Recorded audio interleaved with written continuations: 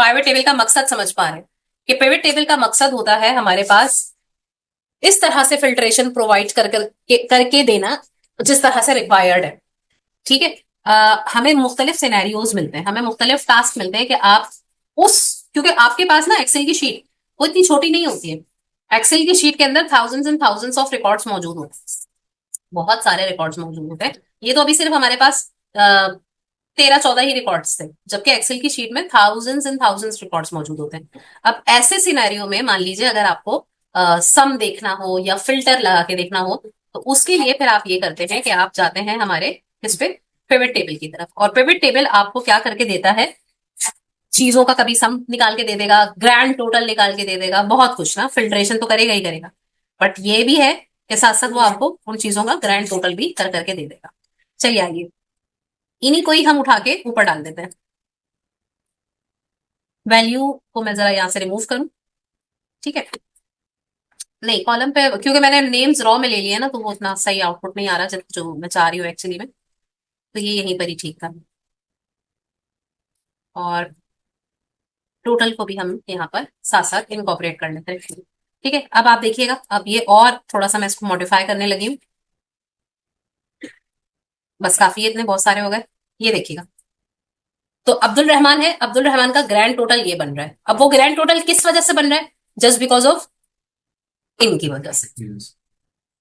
ठीक। तो आपको एक बिल्कुल प्रॉपर वे में आपको आपका आउटपुट जो है वो दिखाई दे रहा होता है। सिर्फ आपको ये समझना होगा कि कौन सा फिल्टर अप्लाई करना है, या ये कह लीजिए कि कौन सी चीज को कहाँ प्लेस करना है, तो आपको उस के अकॉर्डिंगली आंसर मिलेगा। एंड देन कुछ भी नहीं है। अब आपने क्या करना है, आपने अपना ये जो चार्ट है, ग्रैंड टोटल देख लीजिए कि ग्रैंड टोटल आपको हर सब्जेक्ट वाइज प्रॉपरली मिलेगा अगर आपने सम में वैल्यूज रखी हुई हैंगी तो। ठीक है। और उसके बाद अब आप यहाँ आइए and let's try pivot table chart. ठीक है। तो हम गए, हमने अपना जो डेटा था वो सिलेक्ट किया है, पिवट चार्ट सिलेक्ट किया हमने। बहुत सारे ऑप्शन हमें मिल रहे होते हैं यहाँ से, बार चार्ट ही बेहतर होता है। तो आप, बार चार्ट मतलब कॉलम चार्ट। तो काफी डेटा था, तो वो उसने उस हिसाब से हमें सारा का सारा डेटा बना के दे दिया। देखिए कैसे बना के दिए कि ये अब्दुल रहमान के ग्रैंड टोटल यहाँ लिखे हुए आ रहे हैं, और मैंने 4 सब्जेक्ट्स ऐड करवाए थे, है ना। तो ऊपर लिखा हुआ आ रहा है, बता रहा है कि आपने ना ये 4 सब्जेक्ट्स लिख। और अगर आपको ये हेडिंग पसंद नहीं आ रही, यू कैन एडिट इट, इसको एडिट भी कर सकते हैं। इस हेडिंग को ना हम रीनेम भी कर सकते हैं। कहाँ गया, कच्ची हो गई। था सच्ची बता रही हूँ मैं। इसको रीनेम भी कर सकते हैं, मुझे मिल नहीं रहा ऑप्शन, बट था ये। ठीक है।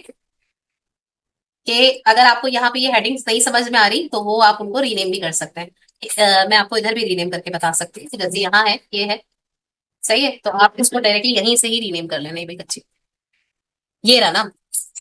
बस ऑप्शन ना इधर उधर हो जाते हैं, तो वो इस वजह से दिखाई नहीं पड़ रहे होते, वरना होता सब कुछ वही है। थोड़ा सा देखें।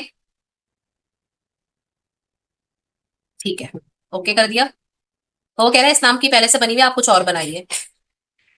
तो मैंने कहा मॉड्यूल 2 होगा इंशाल्लाह ये आपका। तो मैंने इसे ओके कर दिया। वो कह रहा था टेबल के अंदर वही नाम रखा हुआ है, तो आप दूसरा नाम रखें। सही। तो ये हमने कर दिया। वो देखिए चार्ट भी तो ऑटोमेटिकली सारी चेंजेस होती जाएंगी। इसका नाम है मॉड्यूल 1, मतलब आपकी पहली बुक। तो हमने मॉड्यूल 1 नाम रख दिया। और बाकी देखिएगा चार्ट में भी एडिट हो जाएगा, टेबल में भी एडिट हो जाएगा, हर जगह एडिट हो जाएगा। डन है। तो बस ऑप्शन सब सामने सामने ही होते हैं, बस वो थोड़ा सा देखना होता है, तो फिर चीजें आपको मिल जाती हैं। प्राइवेट टेबल आपको ये भी बताएगा कि आपने क्या, किस तरह से फिल्ट्रेशन अप्लाई की है, लाइक किसके अकॉर्डिंगली फिल्ट्रेशन अप्लाई की है, और किन किन कॉलम्स पे अप्लाई की है। तो यहाँ पर आपको वो ऑप्शंस भी दिखाई दे रहे होते हैं। ठीक है। क्या सीखा, क्या सीखा हमने, क्या होता है प्राइवेट टेबल, आपके डेटा को समराइज करके दिखाता है। प्राइवेट टेबल के अंदर हमारे डेटा की पूरी समरी आ जाती है, और उस समरी के अकॉर्डिंगली हम हमारे डेटा को फिल्टर कर सकते हैं। ये बताना होता है बेटा, फिल्टर कर सकते हैं, रॉ वाइज देख सकते हैं, कॉलम वाइज देख सकते हैं, और उनका सम देख सकते हैं। ठीक। अच्छा, ध्यान से काम कीजिएगा, बिकॉज ये देखिए ये इस तरह से चला भी जाता है, ये देखा आपने, कहीं भी क्लिक करेंगे तो प्राइवेट टेबल गायब हो जाता है। तो वापस लाने के लिए ऐसे इस पे क्लिक कर दो, ये दोबारा आ जाएगा। बाय द वे उसको ऊपर से भी लाया जा सकता है। ठीक है। उसको यहाँ से भी वापस हम लेकर आ सकते हैं। मीनवाइल हम हमारी शीट को रीनेम कर देंगे। आप ये देखो बॉटम ऑफ द स्ट्रीट, तो मैंने यहाँ पर नाम रख दिया प्राइवेट टेबल।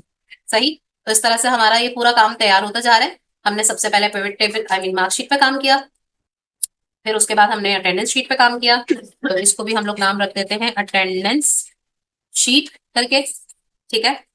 तो हमने अटेंडेंस शीट पे काम किया, मार्क्स शीट पे काम किया, आज हमने प्राइवेट टेबल पे भी काम कर लिया, ठीक। और हमारा काम इस वक्त जारी है। ओके। तो अब आप लोग क्या करेंगे, अब आप सुनिए कि आपने क्या करना है। ये वो काम है जो मैंने आप लोगों को घर से भी करने के लिए दिया था, ठीक है। तो इसके लिए करना क्या है आपको, वही सेम टू सेम। सबसे पहले आप क्या करेंगे, बेहतरीन सी आपने शीट बनानी है, यानी कि एडिटिंग परफॉर्म करनी है, और उसके अकॉर्डिंगली, एक मिनट दीजिएगा जरा, या एक सीरियल नंबर, यहाँ पर आएगा आपके पास एम्प्लॉय का नेम, ठीक है। और आपने सोचना है कि फॉर्मूलाज और फंक्शंस में क्या क्या अप्लाई होगा, ठीक है। एम्प्लॉय नेम के बाद फिर हमारे पास आ जाएगी बेसिक सैलरी। बेसिक, अच्छा बिला वजह आ जाएगी बेसिक सैलरी। सबसे पहले तो आप बताइएगा कि उस एम्प्लॉय की डेजिग्नेशन क्या है, और वो किस डिपार्टमेंट में काम करता है। काम वाम हम करते नहीं है, और सैलरी की पहले हम पड़ जाती है ना। तो हमने यहाँ पे अप्लाई किया, हम लोगों को हंसी नहीं आती है, मजाक किया था मैंने, हंसो। एम्प्लॉय नेम हो गया, डेजिग्नेशन हो गया, डिपार्टमेंट हो गया। आई होप आपको ये नहीं नजर आ रहा होगा, बिकॉज बहुत अब आ रहा होगा, ठीक है। अब दिखाई दे रहा है सही। Employee name, designation, department, basic salary, allowances खुद दे दीजिएगा। अलाउंसेस को मिला के फिर हमारे पास जो है वो बनेगी, अलाउंसेस के बाद फिर हमारा आता है टैक्स, कि जब हम इसको और इसको ऐड करेंगे तो उसमें से टैक्स जो है वो माइनस होगा, तब जाके हमारी क्या बनेगी, ग्रॉस पे। समझिएगा। मानिए एक एम्प्लॉय है, उसका जो नाम है वो है सुभान, ठीक है। सुभान की डेजिग्नेशन है आईटी सपोर्ट के अंदर, ठीक है। और डिपार्टमेंट इनका आईटी ही है, सही है? अब यहां पर आप लगाइएगा रैंडम बिटवीन का फंक्शन, वरना आप टाइप करते करते बहुत थक जाएंगे, ठीक है। लेकिन अगर आपको बहुत शौक है सबकी सैलरीज बनाने का, तो बिल्कुल आप बनाइए। देखिए सुभान, मैंने आपकी इतनी अच्छी सैलरी बनाई है। अब आपको कुछ अलाउंसेस भी मिल रहे हैं, ठीक है, 5 लाख इंशाल्लाह, क्यों नहीं, है ना। मानिए आपको अलाउंसेस आपने खुद अपने हिसाब से लिख दिए 50,000, ठीक।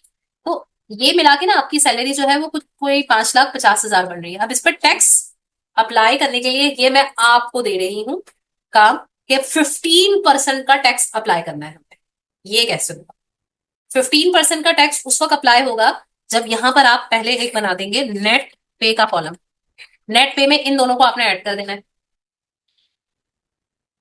इज इक्वल्स टू सम कर देंगे दोनों को। उसके बाद टैक्स अप्लाई करना है आपको 15%। अब देखते हैं कि ये कौन कर पाता है, अच्छा बच्चा हमारा। 15% का हमें टैक्स अप्लाई करना है, यानी यहां आपको अप्लाई करना होगा फॉर्मूला, नॉट अ फंक्शन।